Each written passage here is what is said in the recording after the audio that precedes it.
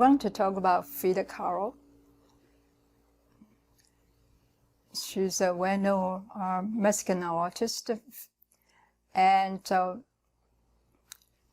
she was married to Diego Rivera, and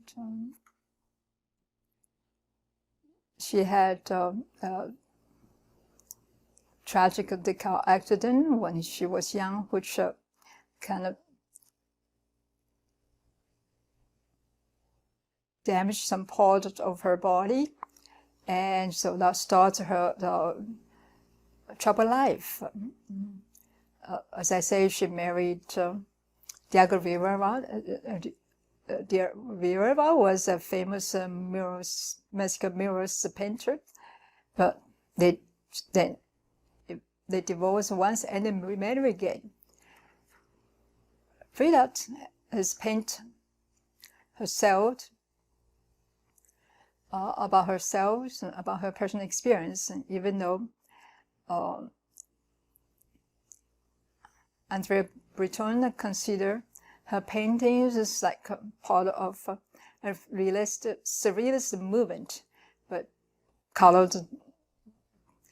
did not like the label. She considered herself, about herself, she would say, I paint myself because I'm so often alone and because I am the subject I know best.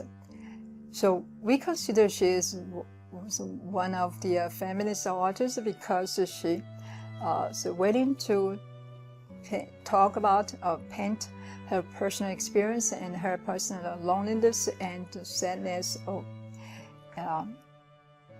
even her troubled life. Next, we would like to look at this American artist. This was done in 1921, Blue and Green Music. It was done by Georgia O'Keeffe.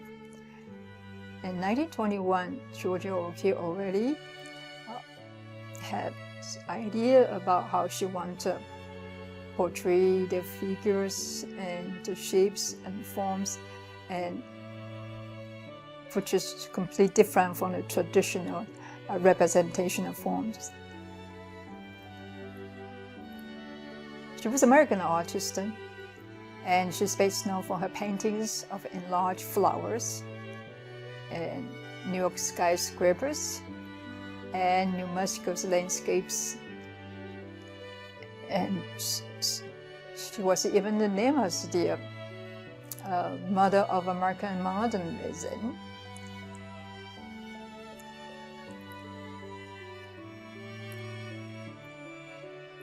And because of her prominence, she was being placed in Chicago. Judy Chicago's dinner party, which was done in 1970s. It was a painting to celebrate feminist movement, and as the originally female iconography. Of course, O'Keeffe did not like this, and refused to cooperate with Chicago's project.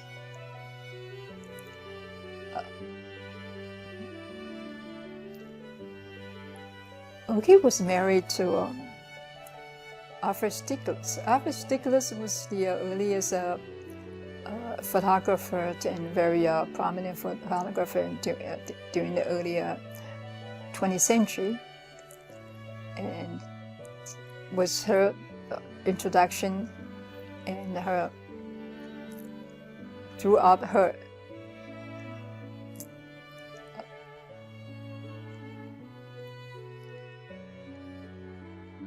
I'm trying to say is that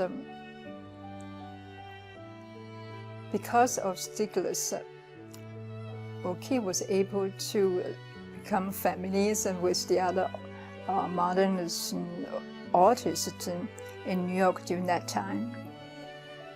And but it did not really undercut O'Keeffe's original talent. And later on, she moved to Albuquerque, New Mexico, and where she began to paint those wide open space and natural environment. Now we have been looking through all those styles and movements which have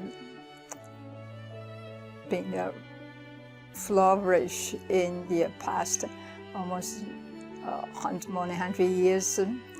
And we look at different styles and we try to understand the reason for the ups and downs.